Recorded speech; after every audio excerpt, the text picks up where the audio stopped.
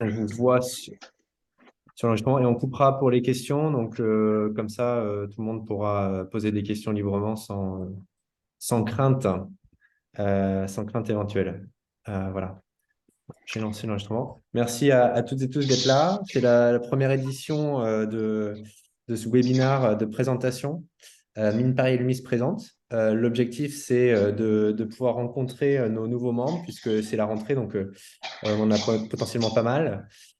Et aussi de donner un peu des éléments d'actualité sur l'association avec des nouveaux services, des nouveaux projets, des nouveautés, des nouvelles personnes. Et finalement, comme on enregistre, d'avoir un support qui soit un peu à jour de l'association sous forme vidéo, vers lequel on peut pointer celles et ceux qui nous rejoignent ultérieurement. Donc, voilà, merci de participer à ça. Avant de donner la parole à Philippe, je voulais juste souligner quelques objectifs. Donc, l'objectif, c'est qu'à la fin du webinaire, pour vous, vous connaissiez MPA, son fonctionnement, ses actions et comment vous pouvez participer et vous impliquer.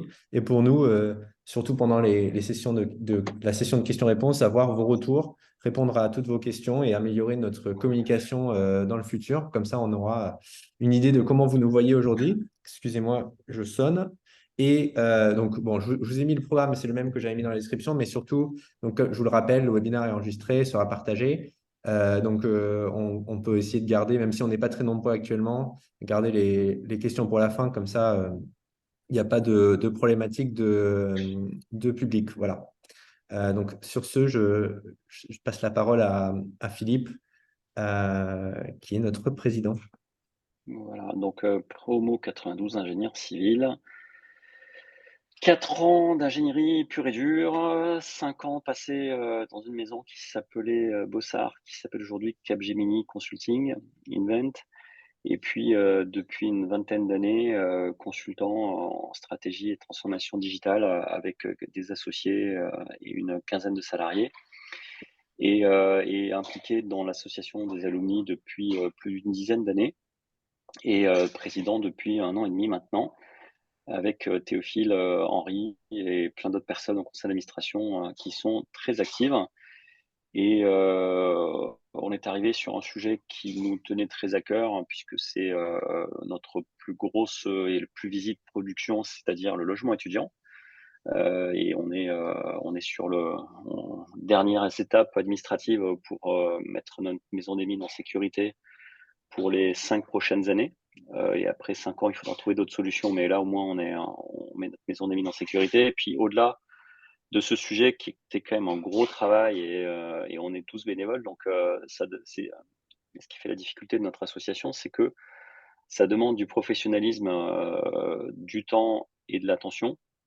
Donc des choses qu'a priori, on attend de quelqu'un qui est rémunéré, mais nous, on n'est pas rémunéré. Et donc, ça nécessite, de réunir des profils assez particuliers de gens qui sont, bah, soit retraités, ce qui était plutôt les profils historiques, retraités mais actifs et compétents. Je suis pas en train de dire qu'il y a beaucoup de retraités qui sont pas compétents, mais malheureusement, on en a vu. Et par ailleurs, bah, nous, on est actifs et donc on a des jobs particuliers qui font qu'on peut, préempter du temps à des moments où, on en a besoin pour travailler sur, l'association. Et donc au-delà de la maison des mines, on avait aussi des frustrations en tant qu'alumnus, alumni, lambda. Et bah, Théophile, vous détaillera ce qu'on est en train de créer et ce qu'on est en train de mettre en place. Et ces frustrations nous ont fait dire, dans une logique, d'enjeu et d'accessibilité, c'est-à-dire qu'il faut que ça soit suffisamment intéressant pour plein de gens et que ce soit pas non plus, trop dur à fabriquer. On a, créé tout un ensemble de nouveautés, qu'on va vous présenter et on vous invite à nous faire part de vos réactions et bien entendu, si vous souhaitez participer, vous êtes les bienvenus et il n'est pas nécessaire d'être administrateur de l'association pour participer et on sera très heureux de travailler avec vous s'il y a un sujet qui vous tient à cœur et que vous souhaitez pousser. Théophile, je te laisse, prendre le relais. Super. Alors, je partage de nouveau. Merci, Philippe. Euh, Alors, je prends la main pour la présentation. Philippe, je te laisse intervenir, bien sûr, Mm. si tu veux compléter. L'objectif, c'est de faire une relativement rapide présentation pour garder du temps pour les échanges et les questions. Je ne vais pas vous présenter l'association avec son AG, son CA, ses procédures, le détail à l'euro près de son budget, etc. L'objectif, c'est plutôt de vous montrer un peu ce à quoi ça ressemble, cette galaxie de personnes, d'initiatives diverses. Et en plus, c'est parfait, il y a quelques personnes qui nous rejoignent, bienvenue. Et donc, voilà, n'hésitez pas pendant les questions si vous voulez plus de précision. Alors, donc, qui est Mine Paris Lumni déjà pour commencer? Enfin, je pense qu'on peut le présenter de plusieurs manières. La manière que je préfère, c'est de dire qu'on est en fait les 17 000 diplômés de l'école, les 17 000 membres de l'association. La relative nouveauté, c'est pas tout nouveau, mais ces derniers 20 ans, disons, c'est que on n'est plus seulement les ingénieurs civils, les ingénieurs du corps, puis les docteurs, puis progressivement les masters spécialisés, les super.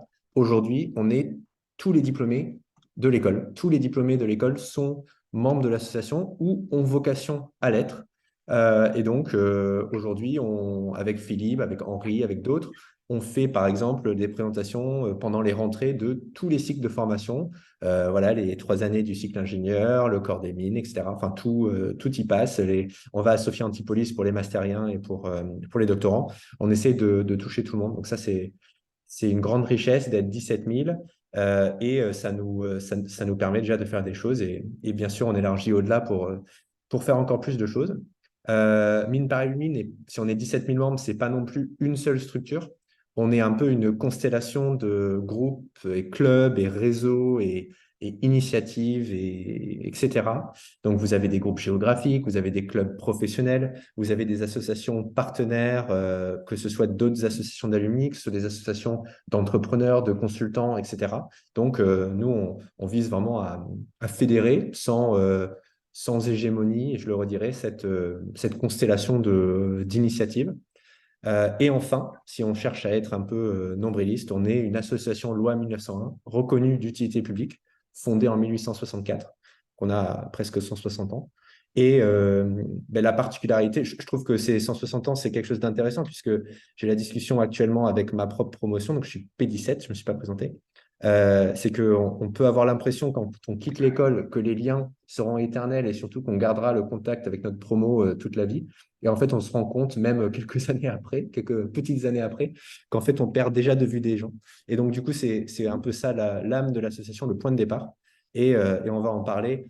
On cherche à en faire quelque chose d'intergénérationnel, quelque chose qui est très important pour nous et ce qui fait la particularité de notre structure un peu dans le paysage des associations.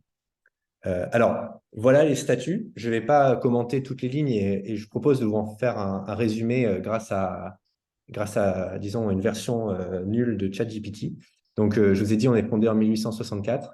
Et si on extrait un peu les parties importantes de notre objet social, c'est de resserrer les relations entre les anciens élèves, je viens d'en parler, non seulement ceux qui se connaissaient à l'école, mais aussi entre générations, et de faciliter le déroulement de leur carrière professionnelle. Ça fait de nous un réseau professionnel, donc c'est notre âme. Bien sûr, on aide les élèves aussi, qui sont nos futurs membres, et notamment via des conseils pour leur insertion professionnelle et l'accès au logement. Philippe parlait de la Maison des Mines, c'est de nos plus grands axes d'activité. On contribue à la promotion de l'image de l'école parce que l'école communique, bien évidemment, chacun communique sur LinkedIn et l'association communique les réussites de tous, ce qui permet de valoriser les diplômes et que les employeurs aient une idée de la marque de ce diplôme. Et bien sûr, on veille à ce que l'école reste un pôle de formation et de recherche de très haut niveau. Alors ça, on le fait de différentes manières. La menace, le chantage, le pleurnichage, bon, de différentes manières. Plus sérieusement, on travaille étroitement avec la direction. Philippe siège au conseil d'administration et on contribue aux travaux, au groupe de travail pour que l'école aille dans un sens qui nous semble le bon, qui nous semble être le bon et aussi d'apporter main forte, de prêter main forte sur ces sujets lorsque c'est nécessaire. Et enfin, on a la humble tâche, le humble tâche de valoriser les sciences et les technologies dans la société et de faire la promotion des études scientifiques. Alors, voilà, c'est quelque chose de très facile et on le fait avec plaisir. Mais non, plus sérieusement, c'est quelque chose qu'on fait un peu moins, mais je vais en parler, auquel on commence à s'atteler. Voilà, donc ça, c'est notre objet social. Voilà ce qu'on fait dans les grandes lignes et je vais vous le décliner de manière un peu plus opérationnelle, un peu plus terre à terre dans les prochaines slides. Donc, si je devais résumer ça en 3 axes, en ce qui concerne les diplômés, outre le soutien à l'école, évidemment, et les choses comme ça, il y a l'accueil et le conseil, le networking et le partage et l'ouverture.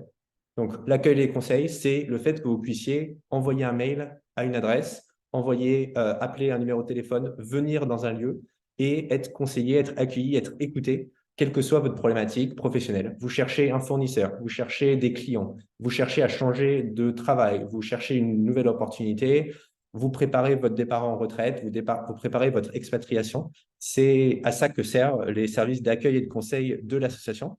Et donc, c'est notre axe principal de travail qu'on cherche à développer et qu'on a déjà développé historiquement. Et c'est, disons, la colonne vertébrale de notre action. Donc, surtout, n'hésitez pas à nous solliciter. Et je vais détailler un peu juste après la version, disons, moderne de cette colonne vertébrale.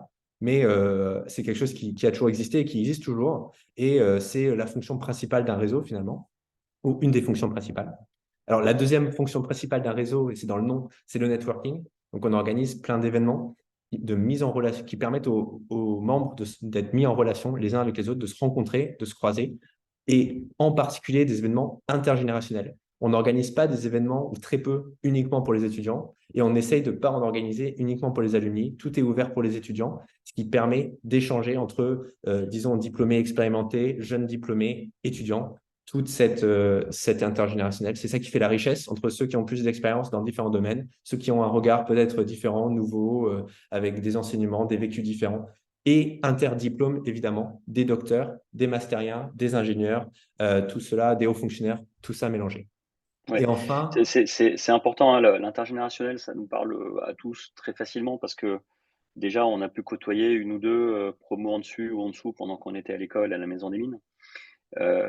Mais évidemment, bah, ceux qui sont 3 ou 4 promos au-dessus, au-dessous, on les a jamais rencontrés ni à la Maison des Mines ni à l'école. Et puis, il y a une nouveauté qu'évoque Théophile, mais que moi, je ne mesurais pas, c'est qu'aujourd'hui, l'école délivre plus de masters que de diplômes d'ingénieur civil, malgré la croissance des promos. Donc, on a toute une population de gens qui font des masters. Les docteurs, c'est un peu moins, mais c'est aussi très significatif, hein. Je crois qu'il y a 50 docteurs à l'instant T dans les 17 centres de recherche de l'école. Donc, on a l'intergénérationnel, mais on a aussi l'interformation. Alors après, on a eu des débats interminables dans l'association au cours des 15 dernières années, qui étaient, «Ah oui, mais les docteurs et les mastériens, c'est pas la même race que ceux qui ont fait les concours». Tout ça est en train de voler en éclats parce que vous avez plein d'admissions parallèles. Et certes, tout le monde n'est pas passé, sous la barre, terrible des concours des grandes écoles, sachant qu'en plus, les concours, je pense que ceux qui les ont passés dans les années 80, les années 90 et les années 2000, je pense que c'est assez significativement différent, dans un sens ou dans l'autre. Donc, on a arrêté ces débats de, bah, lui, il est rentré comme ci, lui, il est rentré comme ça, il est rentré comme ci, comme ça. Ça fait une dizaine d'années que toutes les formations en accord avec l'école, donnent droit au statut d'alumnus. Et puis quand on rencontre les gens, bah, c'est un peu comme partout, on a des gens très bien dans toutes les formations et des gens moyens, dans toutes les formations aussi. C'est sûr qu'encore ça, on le reconnaît, on a quelques caractéristiques par-ci par-là, mais enfin, on s'amuse pas à trier et on a de la richesse dans toutes les formations. tout à fait. Et d'ailleurs, j'ajoute, si certains font partie d'associations, disons, propres à certains diplômes, certains masters spécialisés issus de pair, le corps des mines, d'autres formations, bien sûr, et je le redirai 18 fois, l'association dans MPA n'a pas de volonté à faire disparaître ces associations-là. L'objectif, c'est simplement de mutualiser des choses à une échelle plus importante. Et donc, du coup, comme une échelle assez naturelle, c'est tous les diplômés de l'école, 17 000 membres, ça nous permet déjà de faire des choses intéressantes, avoir un site internet, avoir des moyens en prestataire, avoir des moyens bénévoles, voilà, avoir une certaine permanence. Donc, c'est une échelle intéressante. Et donc, le dernier axe, c'est le partage et l'ouverture, puisque on a plein de diplômés qui font plein de choses différentes, et qui souhaitent le partager. Donc, ça passe, je dirais, depuis historiquement, ça passe par des événements, par la revue, par des événements, donc des groupes professionnels, je vais en reparler, des événements thématiques sur l'énergie, le digital, la transition énergétique, enfin, plein de thématiques. Ça passe aussi par des expériences géographiques, l'expatriation, le retour d'expatriation, ce qui se passe dans différentes régions françaises et à l'étranger.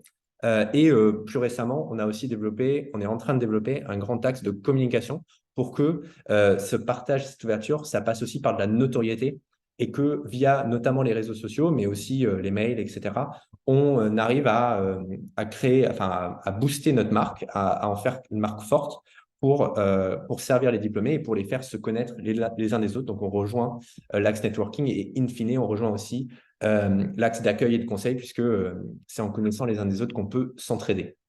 Euh, alors, les fondamentaux, pour parler encore plus concret, on essaye de descendre en détail. Il y a bien sûr l'annuaire. C'est un pavé comme ça. Alors, j'en ai pas un sous la main, mais il est épais comme ça. Il permet d'avoir voilà, les coordonnées que les membres ont rentrées. Et ça permet de rentrer en contact avec des nouveaux camarades et de rester en contact avec ceux que tu connais déjà. On a bien sûr des conseils carrière. Donc, je parlais de l'accueil. Il y a aussi des coachs formés, des camarades ou des coachs externes, je dirais, prestataires, qui proposent des séances gratuites puis payantes de coaching lorsqu'on change de poste, lorsqu'on s'expatrie, lorsqu'on prépare un départ en retraite. J'ai donné quelques exemples tout à l'heure. Pour rester à la page, je dirais, où des soft skills, ce qu'on appelle soft skills, il y a des webinaires qui sont organisés surtout le midi, donc avec des conseils sur les CV, sur LinkedIn, la recherche d'emploi, etc. Il y a aussi des réseaux d'entraide sur la recherche d'emploi. Il y a différentes choses dans cette veine-là. On a nos clubs professionnels, j'en ai parlé, thématiques, donc des conférences, des événements. Et on a bien sûr toute cette fonction un peu d'animation que j'ai pas trouvé un meilleur mot.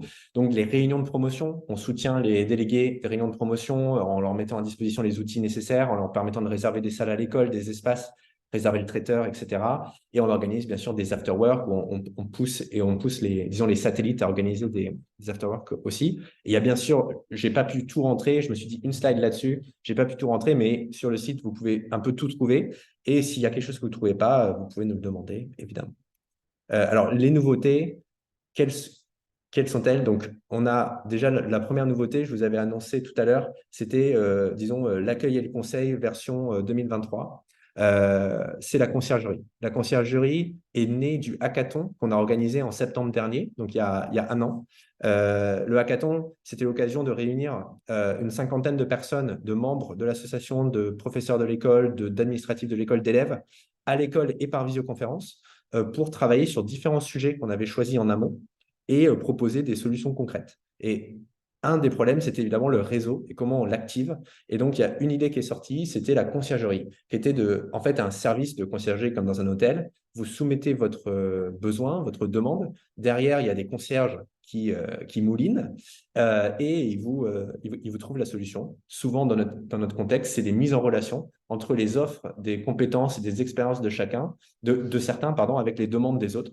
Et donc, pour ça, on s'appuie sur une base de données qui est remplie de manière volontaire par nos membres, donc par vous. Et aujourd'hui, on a plus de 230 personnes qui ont recensé des compétences, des expériences différentes. Et donc, quand on a une demande entrante, on utilise cette base comme première approche avant d'élargir et de chercher un peu plus loin. Et donc, on a eu plein de demandes. Un exemple qui revient assez régulièrement, alors un exemple qui revient très régulièrement, c'est le logement des étudiants ou des jeunes diplômés. Alors ça, c'est une demande qui est assez difficile à traiter, mais on a une demande qui revient, je dirais, la deuxième plus souvent, c'est des conseils en droit social. Et donc là, on fait des mises en relation avec des camarades qui ont eux-mêmes eu des expériences et qui peuvent conseiller des avocats ou des juristes qui, en tout cas dans les cas qu'on a traités, ont pu résoudre les problèmes, disons, très efficacement. On a aussi lancé, et c'est en cours de Alors, lancement, vous en entendrez. Oui, Philippe? excuse-moi, Théophile, hein, alors, Théophilisé, les concierges, c'est qui? Alors, on avait envoyé, vous l'avez peut-être vu vous-même, vous êtes même désigné, enfin proposé. On a 224 alumni qui sont dans la liste des gens et qui ont donné leurs coordonnées, qui ont raconté leur micro-CV en disant quelles sont les informations, le vécu, les contacts. les secteurs d'activité qu'ils connaissent, les fonctions qu'ils connaissent, et puis des motivations. Donc, on a 224 alumni qui se sont proposés, on les remercie. Et effectivement, à ce stade, donc on a lancé ça, je crois que c'était au mois d'avril, oui, c'était au mois d'avril, et on a eu 13 demandes de conciergerie, et dont 3 sur des problématiques de droit social, c'est-à-dire des camarades qui avaient besoin de quitter leur emploi et qui avaient besoin de conseils, ainsi que sur du logement. Donc sur le logement, on a un peu de mal à répondre, mais sur le conseil en droit social, on a tous vécu des expériences qui nous ont permis de trouver des avocats de bon niveau, et on a donc très bien aidé 3 camarades qui d'ailleurs nous ont fait un témoignage très, très chaleureux, donc qu'on vous partagera. Voilà, donc c'est pas simple à animer quand même parce qu'il y a des demandes parfois, enfin moi, on m'a demandé des moteurs électriques en 24 volts pour faire tourner je sais pas quoi. Donc là, j'ai eu un peu de mal et j'ai trouvé personne. Mais sinon, sur certains sujets, on peut être très performant. Ouais. Donc, effectivement, pour le reformuler encore une dernière fois, c'était le point de départ, c'était trouver toutes les expériences, les possibilités qui n'étaient pas écrites dans l'annuaire. Donc, par exemple, le fait que pas mal d'alumni aient déjà fait appel par le passé à un avocat en droit social ou qui est peut-être un bon nom ou un notaire ou quelque chose comme ça, quelqu'un qui monte une usine, bon, il y a différents cas pratiques qu'on a eus. C'est pas écrit sur notre front et c'est pas écrit dans l'annuaire. Et donc, c'est en mettant, disons, en œuvre un peu un processus d'intelligence collective qu'on arrive à trouver des solutions. Donc, c'est ça le point de départ. Donc, je vais passer un peu plus vite sur les autres, puisque on a encore plein de choses à vous dire, enfin, quelque chose à vous dire. Donc, le lifelong learning, c'est une initiative de Christian Michaud, qui n'est pas là, mais donc je vais le présenter pour lui. L'objectif, c'est de proposer des formations qui permettent d'apprendre de nouveau et qui soient spécialement conçues pour les mineurs. Donc, c'est pas de la formation exécutive qui est plus volumineuse, qui est plus orienté vers des salariés. Là, l'objectif, c'est quelque chose que vous puissiez porter vous-même, un peu en cours du soir, et sur des thématiques diverses, centrées aussi autour du savoir-être, du management, et aussi de compétences plus techniques. Donc, il y a des choses qui sont dans les tuyaux normalement pour octobre, mais je ne voudrais pas lui couper l'herbe sous le pied, donc je le laisserai présenter ça en temps et en heure, mais sachez que c'est quelque chose qui est en train de sortir de terre. Ouais, Le, vous l'avez vu peut-être passer, il y a eu une itération de test avec Xavier Fontanet, qui était l'ancien patron d'Essilor, qui a fait un cours sur la stratégie. Ceux qui étaient au cocktail ont vu la remise des prix d'ailleurs, puisqu'il y avait, il y avait aussi un serious game associé. Et donc ça, c'était la tête de série pour voir l'appétence. Et on avait 60 places qu'on a ouvertes un vendredi à 14 heures. Et à 16 heures, les 60 places étaient complètement bookées. donc, oui, des premières étapes encourageantes. Alors ensuite, je vous ai parlé de la dernière ligne de notre budget social tout à l'heure, de favoriser, enfin, de promouvoir les études scientifiques. Et donc, il y a une problématique que vous connaissez dans les grandes écoles, c'est bien sûr celle de la mixité sociale. Donc ça, il suffit disons, de parler les uns avec les autres. Donc, l'école a des actions, les étudiants ont des actions sur cette thématique, et on va reprendre et participer à certaines de ces actions et pour collaborer. Alors, ça prendra la forme d'un mentorat ou d'un parrainage, je ne sais plus le terme qui est utilisé, d'un étudiant qui rentre en études supérieures et qui vise à faire un métier qui correspond au vôtre que vous renseignerez. Et ça se fera en collaboration, donc on ne réinvente pas la roue, ça se fera en collaboration avec l'association Article 1, qui est une association enfin, très importante et spécialiste dans ce domaine. Et je ne vais pas non plus me couper l'herbe disons sous le pied donc de Hélène Jus, qui est une administratrice qui s'occupe de cette action, qui vous présentera tout ça le 19 septembre prochain. Et ce sera en hybride depuis l'école, donc en présentiel à l'école pour ceux qui peuvent, et puis sinon en webinar pour ceux qui veulent découvrir cette action. Euh, alors, il y a une autre action qui existe. Alors, celle-ci, elle n'est pas nouvelle, elle existe depuis 10 ans, mais ce qui est nouveau, c'est qu'on l'a élargie à tous les étudiants qui sont en premier cycle, disons, et donc, ou en second cycle. Donc, c'est les étudiants du cycle ingénieur civil, des doctorants, donc troisième cycle, et du cycle ingénieur ISUPFER, pardon, excusez-moi. Donc, avant, c'était une action qui était réservée aux ingénieurs civils. C'est la mise en relation de chaque étudiant avec un mentor qui a plus de 10 ans d'expérience. Et donc, cette mise en relation, c'est un peu la première expérience réseau. Et c'est quelque chose qui est vraiment gagnant-gagnant. On a des super retours depuis 10 ans, c'est pour ça que ça continue. Au départ, c'était un petit groupe d'étudiants qui participaient pendant la première année, et maintenant, c'est toute la promotion, et même des deuxièmes années qui reviennent après pour avoir un second mentor ou une autre expérience. Donc, c'est quelque chose qui marche très bien. Et vous recevrez un mail pour participer dans les prochaines semaines, dans les prochains mois.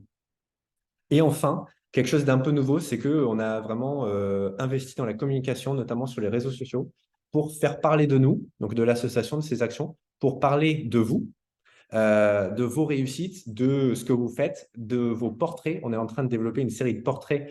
On en a déjà 6 disons, dans la pipeline, et on cherche, si vous avez des idées de personnes qu'on peut interviewer, je suis très preneur. Et bien sûr, parler des mines aussi, de ce que fait l'école. Il y a un petit corollaire, c'est que quand la communication sur les réseaux sociaux fonctionne bien, ça nous permet de désengorger les mails, parce que on me connaît surtout parce que j'envoie les mails, et j'en enverrai moins si ça marchait mieux sur les réseaux sociaux. Donc, c'est aussi un enjeu pour nous, c'est de désengorger ce canal des mails. Euh, donc, j'ai promis de parler du réseau en région et à l'étranger. C'est un point hyper important pour nous. C'est, comme pour tout réseau professionnel, c'est un point où on ne peut pas dire le contraire. On a une faiblesse parce que ça dépend des bonnes volontés et de la motivation, de la disponibilité, de la présence d'alumni dans les différentes régions et à l'étranger. Donc, naturellement, on s'associe les uns avec les autres, et nous, notre rôle en centrale, disons, est de mettre à disposition des outils d'animation. C'est quelque chose qu'on soutient assez fortement. Donc, si vous êtes dans une région ou dans un pays, dans une région internationale, qui manque d'un groupe géographique ou d'un réseau dans ce coin-là, n'hésitez pas à nous contacter pour qu'on vous aide à monter ça, ou essayer de rejoindre un réseau, parce que c'est quelque chose qui est hyper important. C'est important pour les étudiants qui cherchent des expériences à l'international, qui se posent des questions. C'est important pour les camarades qui débarquent dans des pays à l'étranger, dans des villes à l'étranger, ou même des personnes qui quittent leur région natale en France et qui vont ailleurs. Quelques exemples de groupes géographiques, donc, qui sont gérés au niveau, disons, au niveau plus ou moins de l'association, en collaboration avec l'association. C'est les Hauts-de-France, le Canada, Allemagne, Alsace. Quelques exemples très actifs, et c'est complètement non exclusif. Donc, non, voilà, non, c'est pas du tout complet. Donc, j'en ai oublié la grande majorité, il y en a des dizaines. Et tout ça, c'est des structures mutualisées avec des partenaires, et notamment avec Intermine, donc avec les mines de Nancy et de Saint-Étienne. Et il y a d'autres réseaux qui sont beaucoup plus indépendants, je dirais, comme Jean-François est là, il pourra peut-être nous en parler après, mais comme FANA, ou donc en Amérique du Nord, comme aussi aux États-Unis, AAGEF, voilà, comme d'autres, où on a des collaborations plus ou moins fortes, mais en tout cas, on partage des informations, on relaie des choses. Et c'est une manière de fonctionner qui tourne bien, puisque c'est le moins engageant. On ne crée pas des structures pour rien. Voilà, on met à disposition un peu nos outils les uns aux autres. Alors, on arrive presque à la fin. Comment l'association est-elle animée? Donc, comment est-ce qu'on fait tout ça? Alors, comme le disait Philippe, disons, la core team est bénévole. Il y a un président, un délégué général, donc Henri, qui est connecté, un délégué général adjoint, c'est moi, et un trésorier, donc Jean-Marc Garnic, qui n'est pas là, je crois. Donc ça, c'est l'équipe, disons, des exécutifs, qui sont exécutifs et exécutants, qui sommes tous bénévoles. Et bien sûr, on a d'autres bénévoles qui sont impliqués sur plein de sujets différents. Je pense notamment à la Maison des Mines, à l'égalité des chances, au lifelong learning, voilà, plein de chantiers. Il y a des bénévoles qui s'impliquent sur ces chantiers. Comme l'a dit Philippe, il n'y a pas besoin d'être administrateur pour s'impliquer. Et donc, c'est aussi voilà, un de nos objectifs, je dirais, en particulier pour cette année, c'est de déléguer et de faire s'impliquer des personnes nouvelles. Donc, surtout, n'hésitez pas, si vous avez la disponibilité et l'intérêt pour des tâches régulières ou ponctuelles. Et je vais en parler un peu plus, donner Oui, quelques exemples tout à l'heure. et voilà, c'est ça, l'intérêt, l'envie, sachant que malgré notre culture d'ingénieur et d'analysant, qui fait partie de notre culture d'ingé. Là, aujourd'hui, on renverse les choses. C'est-à-dire que moi, ce que j'ai pu constater historiquement, c'était, tiens, il y a un tel qui a une idée ou une telle qui a une idée. Ah, on va vérifier que c'est une bonne idée, on va vérifier que ça va pas froisser Pierre, Paul ou Jacques ou machin ou je sais pas quoi. Et comme quand on est bénévole, on n'a pas forcément, des milles et des heures carrées à passer sur quoi que ce soit et on a peut-être une fenêtre là entre 2 missions, entre 2 jobs. Si on doit passer 18 gateways de validation, à un moment on s'épuise et on laisse tomber. Donc là, on renverse les choses, hein. C'est-à-dire qu'on fait, éventuellement on demande si un peu de support ou on demande si on va dans le bon sens. Mais on fait et si jamais ça merde, quelque part, on corrige après, mais on met pas de bâton dans les roues et on met pas 36 000 vérifications à ceux qui ont envie de faire. Donc si vous voulez nous rejoindre, si vous avez des trucs qui vous tiennent à cœur, qui vous font envie, vous êtes les bienvenus et carte blanche. C'est bien résumé. Donc, comment participer et comment s'impliquer? Donc, il y a 3 niveaux. Enfin, j'ai identifié 3 niveaux. C'est très caricatural, mais bon, il faut bien démarrer quelque part de manière schématique. Donc, le premier niveau, c'est vraiment de participer. C'est de mettre à jour ses coordonnées. La qualité de l'annuaire et la qualité de nos actions dépendent extrêmement fortement des données qu'on a. Par exemple, quand j'envoie un mail sur un événement, on me dit souvent, mais Théophile, tu sais bien que je n'habite pas à Paris. Oui, je sais que tu n'habites pas à Paris, mais malheureusement, la majorité de tes camarades n'ont pas rentré leur adresse et donc du coup, je ne peux pas faire de filtre géographique sur les événements. Donc, même des choses très terre à terre comme ça, au-delà évidemment de les mises en relation, le fait de pouvoir être contacté, le fait de contacter des gens dans sa région, à l'international, etc. Voilà, les coordonnées, c'est le plus important et on en perd tous les ans qui quittent leur entreprise, qui oublient de mettre à jour leur adresse mail, etc. Donc, mettez une adresse personnelle, mettez votre adresse postale et voilà, c'est hyper utile pour nous. Voilà et puisque vous, vous êtes là, ça veut dire qu'on a réussi à vous toucher. Si vous connaissez des camarades qui ont changé de boîte ou parti à la retraite et changé d'adresse mail, dites-leur de se connecter au site et de mettre à jour leurs coordonnées. Ouais. Euh, donc, bien sûr, la deuxième action, c'est de rester connecté avec nous, de soutenir un peu ce qu'on fait. Et donc, même si vous voulez pas participer, vous n'en avez pas besoin, n'hésitez pas à nous suivre sur les réseaux, de rester connecté avec nous, de commenter, de liker, de partager. Ça permet vraiment, ça nous aide beaucoup et ça permet d'avoir une certaine notoriété et, comme je le disais tout à l'heure, de désengorger aussi un petit peu les mails. Vous pouvez aller voir si, en fonction des réseaux que vous avez, vous pouvez voir des choses qu'on a fait, des contenus qu'on a fait en collaboration avec des étudiants pour motiver les admissibles au concours à venir aux mines. Il y a des choses rigolotes, il y a des choses sérieuses. Les portraits arrivent très prochainement. Donc, il y a des choses assez enrichissantes, je pense, à voir là-dessus. Bien sûr, s'inscrire à des événements, je saute au dernier point. Donc, participer aux événements, ça permet voilà, de rencontrer tout le monde, de se faire connaître, de s'enrichir intellectuellement et bien sûr de networker. Et donc, ça, c'est évidemment la base. Et enfin, dans le niveau 1, c'est de cotiser parce que notre budget repose entièrement sur les cotisations.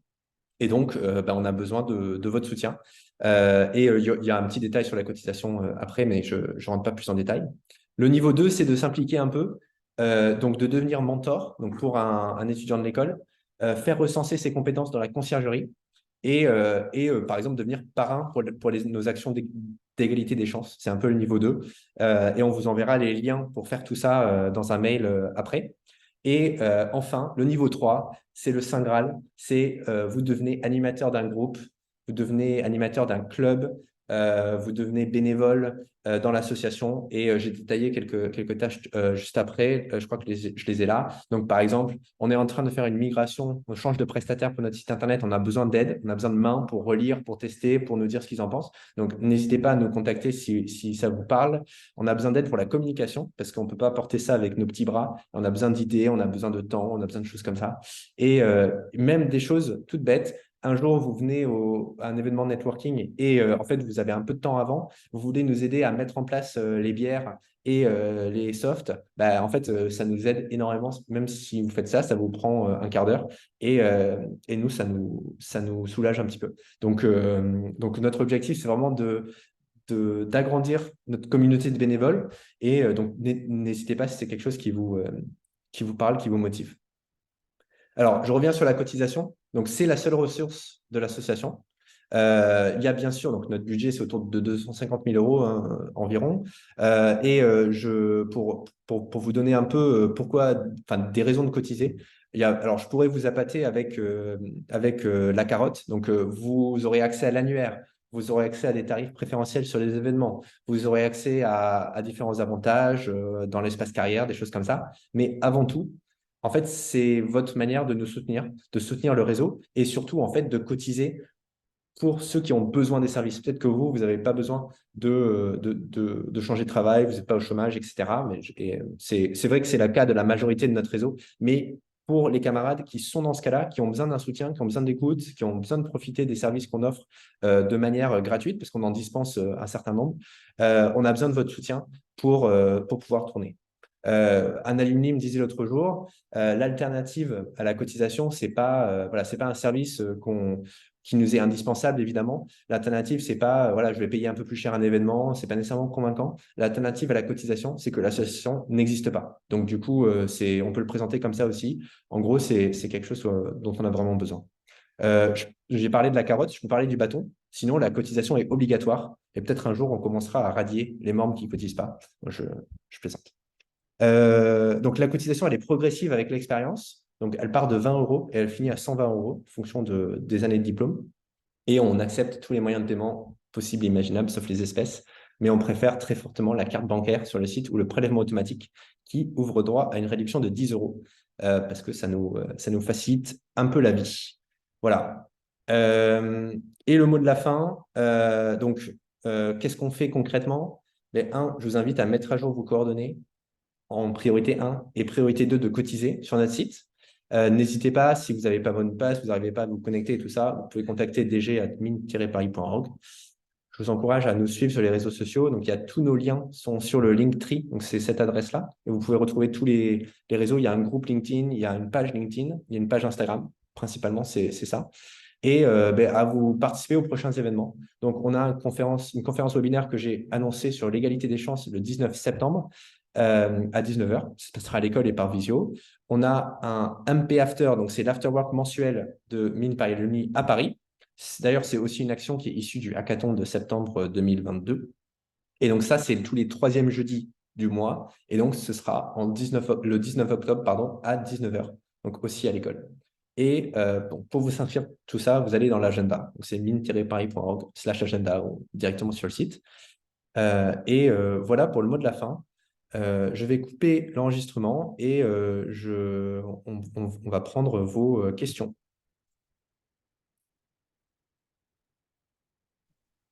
Alors, je coupe.